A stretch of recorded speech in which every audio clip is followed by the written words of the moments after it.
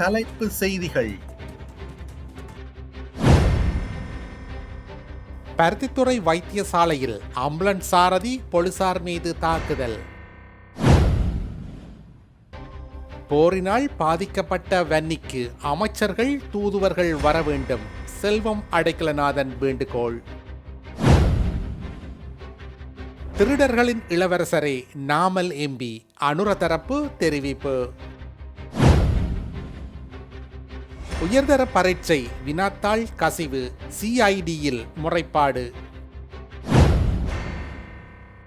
பிரேசிலில் ஆட்சி கவிழ்ப்பு சதியில் ஈடுபட்ட முன்னாள் அதிபர் கைது.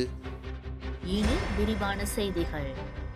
பருத்தித்துறை ஆதார வைத்தியசாலைக்குள் கத்தியுடன் அத்துமீறி நுழைந்த நபர் ஒருவர் ஆம்புலன்ஸ் சாரதி மீதும் வைத்தியசாலையில் பாதுகாப்பு கடமையில் இருந்த போலீசார் மீதும் தாக்குதல் நடத்தியுள்ளார். இதனால் அங்கு பெரும் பதற்றமும் பரபரப்பும் ஏற்பட்டது. இந்த சம்பவம் தொடர்பில் தெரிய வருவதாவது: உயிர் மாய்ப்பதற்கு முயற்சித்த 21 வயதுடைய இளைஞன் ஒருவர் பருத்தித்துறை ஆதார வைத்தியசாலையின் அவசர சிகிச்சை பிரிவில் சேர்க்கப்பட்டுள்ளார். இந்நிலையில் வெள்ளிக்கிழமை இரவு வைத்தியசாலைக்குள் வந்த நபர் ஒருவர் மேற்படி இளைஞரின் விவரத்தை கூறி அந்த இளைஞரை பார்ப்பதற்கு வழிகாட்டுமாறு ஆம்புலன்ஸ் சாரதி ஒருவரை கேட்டுள்ளார். அவரின் நடவடிக்கையில் சந்தேகமடைந்த ஆம்புலன்ஸ் சாரதி வழிகாட்ட மறுத்துள்ளார். இதையடுத்து ஆம்புலன்ஸ் சாரதி மீது அந்த நபரால் தாக்குதல் நடத்தப்பட்டுள்ளது. விடயத்தை அறிந்து அவரை கைது செய்வதற்காக போலீசார் சென்றபோது அவர் போலீசார் மீதும் தாக்குதல் நடத்தியுள்ளார். இதையடுத்து அந்த நபர் போலீசாரால் சுற்றி வளைக்கப்பட்டு கைது செய்யப்பட்டுள்ளார். பருத்தித்துறை போலீசாரிடம் அவர் ஒப்படைக்கப்பட்ட நிலையில் மேற்படி சந்தேக நபர் கத்தியொன்றை உடமையில் மறைத்து எடுத்து வந்தமை தெரிய வந்துள்ளது. இதனால் அவசர சிகிச்சை பிரிவில் சிகிச்சை பெறும் இளைஞன் மீது தாக்குதல் நடத்துவதற்காக அவர் வந்திருக்கலாம் என்று போலீசார் சந்தேகம் வெளியிட்டுள்ளனர். மேலதிக விசாரணைகள் தொடர்ந்து முன்னெடுக்கப்படுகின்றன.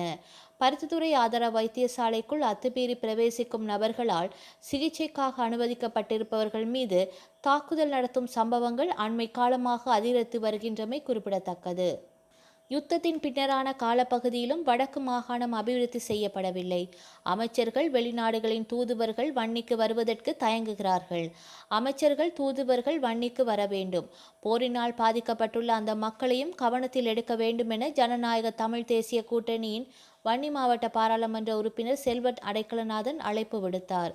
பாராளுமன்றத்தில் சனிக்கிழமை நடைபெற்ற 2026ஆம் ஆண்டுக்கான வரவு செலவு திட்டத்தில் சுகாதார மற்றும் வெகுஜன ஊடக அமைச்சுக்கான குழுநிலை விவாதத்தில் உரையாற்றுகையிலேயே மேற்கண்டவாறு அவர் தெரிவித்தார். அரசுக்கு எதிராக நுகேகொடையில் ஸ்ரீலங்கா பொதுஜன பெரமுன மற்றும் ஐக்கிய தேசிய கட்சியின் ஏற்பாட்டில் நடைபெற்ற பேரணியை அலிபாபாவும் 40 திருடர்களும் என்று தேசிய மக்கள் சக்தி தரப்பு கடுமையாக விமர்சித்துள்ளது. நாமல் ராஜபக்ஷ எம்பியை திருடர்களின் இளவரசர் என்றும் அனுர தரப்பு விமர்சித்துள்ளது. கொழும்பில் நேற்று முன்தினம் நடைபெற்ற நிகழ்வொன்றில் கலந்து கொண்டதன் பின்னர் ஊடகங்களுக்கு கருத்து தெரிவிக்கையில் பிரதி அமைச்சர் சுந்தரலிங்கம் பிரதீப் இந்த விமர்சனத்தை முன்வைத்துள்ளார். இந்த நாடு வங்குரோத்து நிலை அடைந்ததற்கு மஹிந்த ராஜபக்ஷவின் குடும்பமே பதில் சொல்ல வேண்டும் என்று வலியுறுத்திய அவர், நுகேகொடையில் மேடையில் இருந்தவர்கள் அனைவரும் ஏற்கனவே சிறை சென்று வந்தவர்கள் என்றும் இன்று எல்லா திருடர்களும் ஒரே மேடையில் தேசிய மக்கள் சக்தி அரசுக்கு எதிராக அணி திரண்டுள்ளனர் என்றும் அவர் குற்றம் சாட்டியுள்ளார். அத்துடன் ஹரின் பெர்னாண்டோ ஒரு காலத்தில் மஹிந்தவை பகல் திருடன் என்று வர்ணித்த அதே வாயால் இன்று நாமல் ராஜபக்ஷவை இளவரசர் என்று சொல்வதை சாடியுள்ள பிரதி அமைச்சர், நாமல் ராஜபக்ஷவை திருட்டு இளவரசர் என்று மட்டுமே ஏற்றுக்கொள்ள முடியும் என்றும் தெரிவித்துள்ளார். மொட்டுக்கட்சி என்பது இனவாதத்தின் சின்னம் என்றும் இந்த திருட்டு கும்பல் மீண்டும் இனவாதத்தை உருவாக்கி நாட்டில் குழப்பத்தை ஏற்படுத்தி ஆட்சியை கைப்பற்ற பகல் கனவு காண்கின்றது. ஆனால் இந்த நாட்டில் இருக்கின்ற அனைத்து மக்களும் புத்திஜீவிகளாக சிந்திக்கின்ற காரணத்தால் அந்த கட்சியால் இந்த முயற்சியில் ஒருபோதும் வெற்றி பெற முடியாது என்றும் பிரதி அமைச்சர் சுந்தரலிங்கம் பிரதீப் திட்டவட்டமாக தெரிவித்துள்ளார்.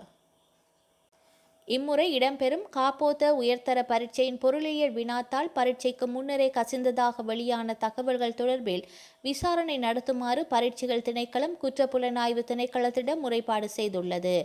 கடந்த வாரம் பிரதி பரீட்சைகள் ஆணையாளரினால் இந்த முறைப்பாடு பதிவு செய்யப்பட்டுள்ளது. பொருளியல் வினாத்தாள் முன்கூட்டியே வெளியானதாக கடந்த நாட்களில் சமூக ஊடகங்களில் பல்வேறு செய்திகள் பரவியிருந்தன. இது குறித்து பரீட்சைகள் திணைக்களம் மேற்கொண்ட உள்ளக விசாரணையில் வினாத்தாள் கசிந்தமைக்கான எந்த ஒரு உறுதியான தகவலும் கிடைக்கவில்லை என அத்திணைக்களம் தெரிவித்துள்ளது. எவ்வாறாயினும் இது குறித்து முறையான மற்றும் விரிவான விசாரணையை மேற்கொண்டு நடவடிக்கை எடுக்குமாறு கோரி குற்றப்புலனாய்வு திணைக்களத்திடம் முறைப்பாடு செய்யப்பட்டுள்ளதாக பரீட்சைகள் திணைக்களம் மேலும் குறிப்பிட்டுள்ளது. வங்கி அட்டைகளை பயன்படுத்தி பேருந்து பயணச்சீட்டுகளை பெற்றுக்கொள்ளும் வசதி நேற்று முதல் நடைமுறைக்கு வந்துள்ளது. இதற்கான ஆரம்ப விழா நேற்று காலை மாக்கும்புர பல்நோக்கு போக்குவரத்து மத்திய நிலையத்தில் நடைபெற்றது. டிஜிட்டல் பொருளாதார அமைச்சு மற்றும் போக்குவரத்து அமைச்சு இணைந்து முன்னெடுக்கும் இந்நிகழ்வு போக்குவரத்து, நெடுஞ்சாலைகள் மற்றும் நகர அபிவிருத்தி அமைச்சர் பிமல் ரத்நாயக்கவின் தலைமையில் நடைபெற்றது. பேருந்து கட்டணத்தை செலுத்திய பின்னர் நடத்துனர்கள் மீதி பணத்தை வழங்காமை பயணிகளுக்கு ஒரு பெரும் பிரச்சனையாக அமைந்தது. இதற்கு தீர்வாகவே வங்கி அட்டை மூலம் கட்டணம் செலுத்தும் முறை அறிமுகப்படுத்தப்பட்டது. இதன் மூலம் பேருந்து பயணச்சீட்டு விநியோகத்தில் இடம்பெறும் பல்வேறு ஊழல் மற்றும் மோசடிகளை குறைக்க முடியும். எந்த ஒரு வங்கி அட்டையின் மூலமும் பேருந்துகளுக்கான பயண கட்டணங்களை செலுத்த முடியும் என அமைச்சர் தெரிவித்துள்ளார்.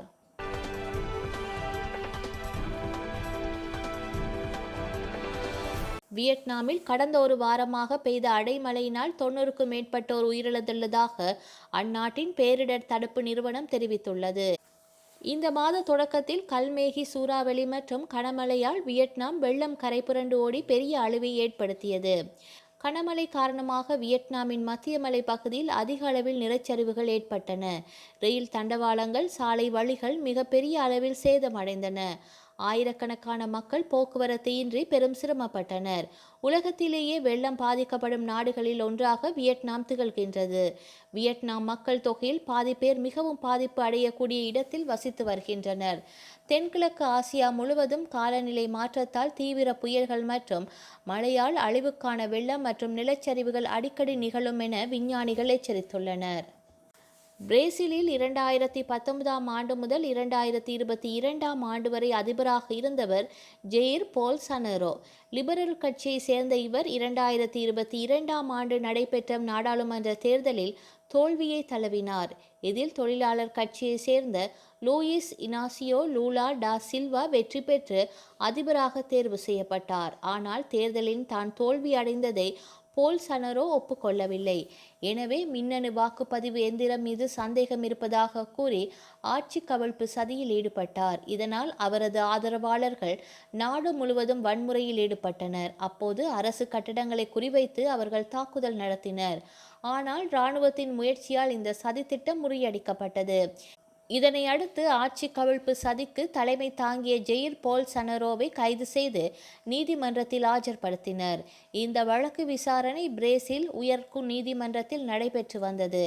இதில் அவர் மீதான குற்றச்சாட்டு உறுதியானதால் போல்சனரோவுக்கு 27 ஆண்டுகள் தண்டனை வழங்கி உயர் நீதிமன்றம் தீர்ப்பு வழங்கியது.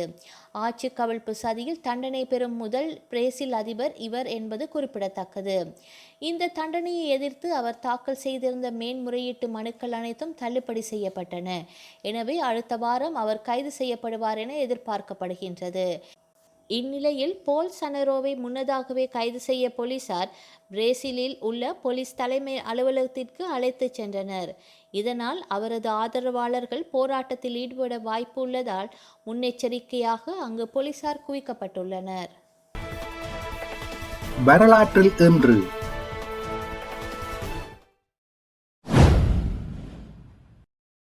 1865 இலங்கையில் கொழும்பு, கண்டி மாகாண சபைகள் அமைக்கப்பட்டன. 2006 சிங்கள நாளிதழான மௌபிம பத்திரிகையின் தமிழ் பத்திரிகையாளரான முனுசாமி பரமேஸ்வரி கைது செய்யப்பட்டார். 2016 கொலம்பியா அரசும் கொலம்பியா மக்கள் இராணுவமும் அமைதி உடன்பாட்டில் கையெழுத்திட்டன. நாட்டின் 50 ஆண்டுகால உள்நாட்டுப் போர் முடிவுக்கு வந்தது. 2017 பிர் அல் அபெட் தாக்குதல். எகிப்தில் பில் அல் அபெட் நகரில் அல் ராவடா பள்ளிவாசலில் தீவிரவாதிகள் நடத்திய தாக்குதலில் 300 பேர் கொல்லப்பட்டனர். செய்திகளை உடனுக்குடன் தெரிந்து கொள்ள உடனே சப்ஸ்கிரைப் செய்து பெல் பட்டனை கிளிக் பண்ணவும். மேலதிக செய்திகளை தமிழ் தாய் இணையதளத்தில் பார்வையிடலாம்.